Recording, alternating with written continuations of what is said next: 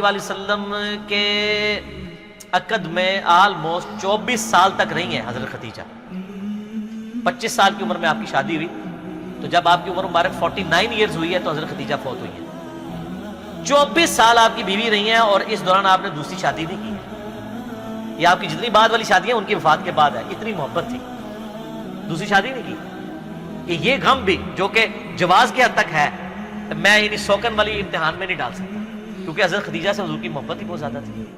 اور حضور صلی اللہ علیہ وسلم کی زندگی میں یہ 49th year of his life وہ غم کا سال تھا کہ وہ دونوں ہستیاں جو حضور صلی اللہ علیہ وسلم کی سپورٹ میں کھڑی ہوئی تھی، ایک ہی سال دونوں کا انتقال ہو گیا. اسی لیے اسے کہا جاتا ہے عام الحزن، غم کا سال. تو وہ تو غم تو ختم نہیں ہو سکتا. صحیح بخاری اور مسلم کی متفق علیہ حدیث ہے، مولا علی رضی اللہ تعالیٰ عنہ وعلیہ السلام جن کی پرورش حضرت خدیجہ نے کی ہوئی ہے اور اللہ نے یہ بدلہ دنیا میں اتارا ہے.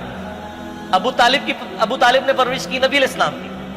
ابو طالب کے بیٹے علی بن ابی طالب کی پرورش نبی علیہ السلام نے کی. تو ابو طالب نے نبی علیہ السلام کی پرورش کی اور نبی علیہ السلام نے ان کے بیٹے کی پرورش کی. اور حضرت خدیجہ جو ہے حضرت علی کے لیے ماں کی طرح تھی، اور بعد میں خوش نصیبی کی انہی کی بیٹی کے ساتھ نکاح بھی ہو گیا سیدہ فاطمہ کے ساتھ. تو صحیح بخاری اور مسلم متفق علیہ حدیث ہے، بخاری مسلم دونوں میں ہے. سیدنا علی کہتے ہیں کہ میں نے نبی علیہ السلام سے خود سنا تھا کہ اگلی امتوں میں سارے جہان والوں پر فضیلت اللہ نے دی تھی مریم بنت عمران کو، حضرت عیسیٰ کی والدہ کو، اور اس زمانے میں سب جہان والی عورتوں پر فضیلت دی ہے خدیجہ کو. حضرت خدیجہ والی فضیلت کسی بھی نبی علیہ السلام کی بیوی کو حاصل نہیں ہے. حتیٰ کہ سب سے لاڈلی بیوی سے ہی آپ سن لیں، بخاری مسلم دونوں میں آتا ہے، سیدہ عائشہ کہتی ہیں کہ میں حضور کی بیویوں میں سے کسی پہ اتنا حسد نہیں کرتی تھی، رشک اردو میں کہہ لیں، جتنا خدیجہ پہ.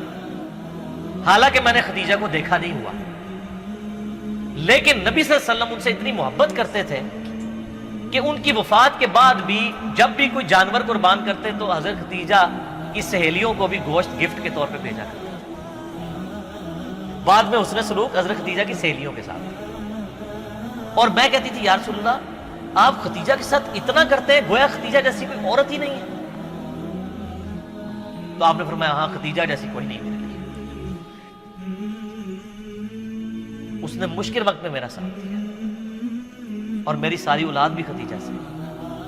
ایک حضرت ابراہیم پیدا ہوئے ہیں ماریہ قبطیہ سے، کہ وہ بھی فوت ہو گئے. باقی نبی علیہ السلام کی اپنی 4 بیٹیاں اور باقی 2 صاحبزادے حضرت خدیجہ سے سلام اللہ علیہا وعلیہ السلام.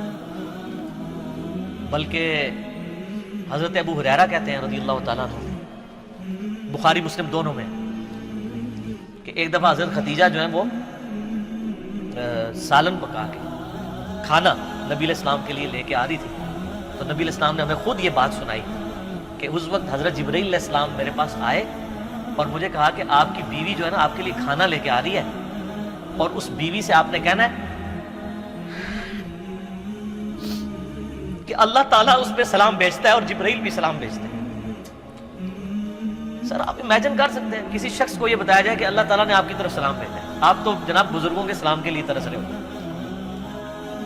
تو حضرت خدیجہ جب وہ کھانا لے کے حضور کے سامنے رکھا تو آپ نے فرمایا کہ اللہ تعالیٰ نے تیرے لیے سلام بھیجا اور جبرائیل علیہ السلام.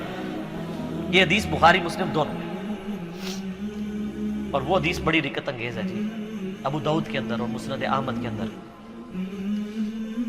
کہ نبی علیہ السلام کا ایک داماد جو اس وقت تک کافر تھا، غزوہ بدر کے موقع پر ابو العاص، وہ کافروں کی طرف سے لڑنے آیا ہوا تھا تو وہ جنگی قیدی بنا لیا. اب ظاہر قیدی کے لیے تھا کہ فدیہ دے کے چھوڑا جائے گا، فدیے کے لیے مال دینا پڑتا تھا. اب اس کی جو بیوی ہے وہ سیدہ زینب نبی علیہ السلام کی بیٹی، جن کی آگے سے وہ بیٹی ہیں جو حضور کی نواسی ہیں، امامہ بنت ابی العاص، جن کے بارے میں صحیح بخاری میں آتا ہے کہ نبی علیہ السلام ان کو گود میں اٹھا کے نماز پڑھا کرتے تھے. جس طرح حسن و حسین تھے اس طرح وہ بھی تھے.